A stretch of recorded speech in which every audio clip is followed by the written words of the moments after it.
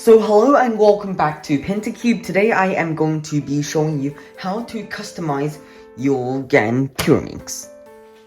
So what I'm going to be doing in this video is I'm going to be switching up the GES nuts in the Pyraminx and also just adding a few lubes into the cube just to regulate the feel of the cube. So if you bought the Explorer or the Enhanced edition of the Gan Pyraminx, then you will come with these things called GES nuts. So what GES nuts are, they come in like most Gan cubes nowadays. So there are 4 different colors. So there's blue, yellow, purple, and also a green that's already inside the cube. So I'll just break open the cube to show you that. So to break open the tips is actually a little bit hard. What I like to do is I like to get a flathead screwdriver like this and like to insert it and then pop it up. You'll see that it's not completely popped open, you can't push it open, but you can see that it's popped up a little bit. So that's out of the tip. Now what you want to do is just hold that there like I am doing right now, and then you also pop the other side open. And now you can take it off. And so yeah, now you can see there are 4 different colors for the GS springs, and each of them have a different spring strength. The spring strength is just how much it stops you from kind of pulling the cube apart, like just pulling the cube outwards.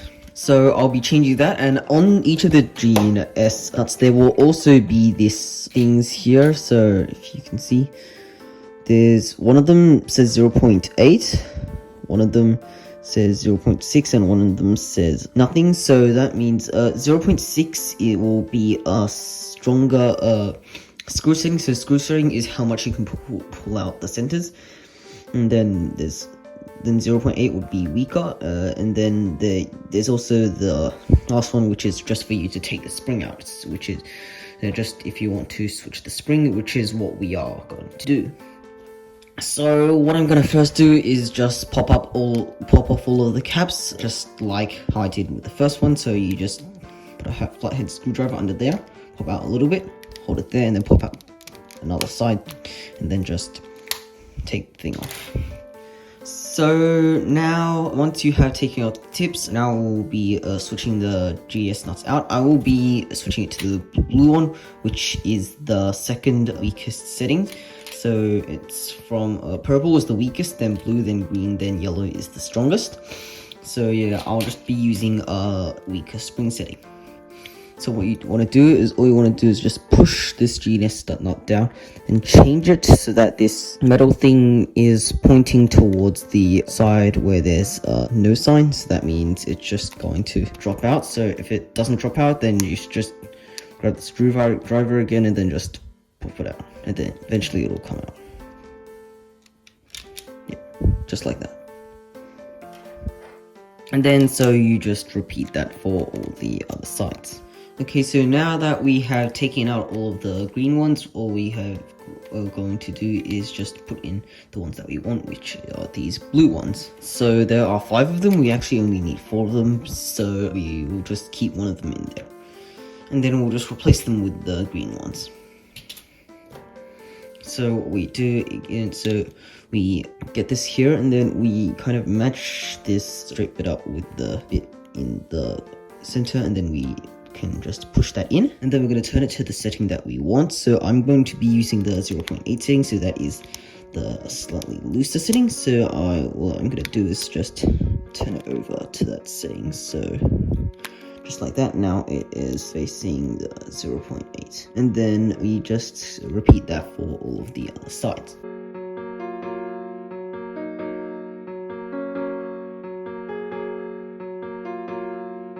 Okay, so now once you have done all that, all you need to do now is just pop these back on. So once you've just chosen the spring and the setting that you like, they'll just click on pretty easily. You just shove them on. Much easier than taking them off. Okay, so once we have switched all your springs to your desired settings, the next step is I'm going to just lubricate sides of the pieces with some lube that I've got in my bag. So I'll just pack away the GF springs first, then I'll get those. So here are a few lubes that we might use today. I'm probably not going to use all of these lubes, but yeah, we'll just see how it goes. So what I like to do is first start with a bit of weight 3 and also a bit of Mystic. So how you do this, you just turn it 45 degrees and then just shove it over here. So you spread it along the side of the piece and also along the tracks of the piece. So to get the traps of the piece, you just kind of break it open like that and you get it in there. So for weight 3, we'll need to use a dispensing tip. So just this thing here, you screw the lid off and then replace it with the dispensing tip. Okay, now we're just going to add a bit, but do not add too much.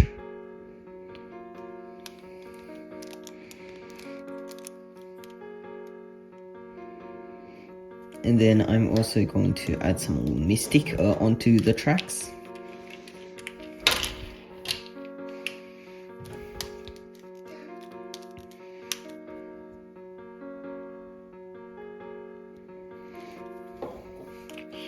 Okay, so now we just do some turns to break in all the lube and see how it feels.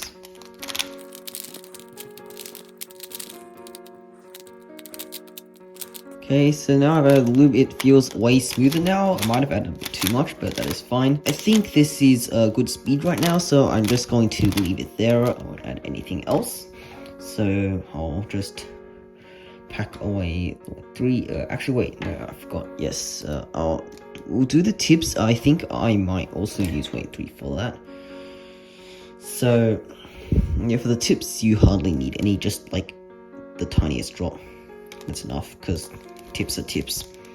You don't even need to lube them really if you want to save on lube. But I'll just add a little bit to each of them.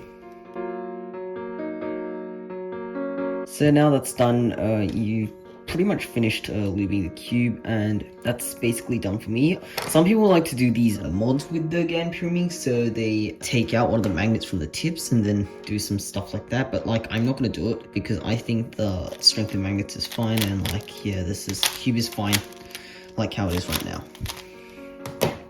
So that's it for this video on customizing your Gan Pyraminx and making it feel much better with all the tensions changed. Thanks for watching. If you found this video interesting and or helpful, then please like the video and subscribe so that you get notifications for future videos. And otherwise, I think I'll see you in the next video.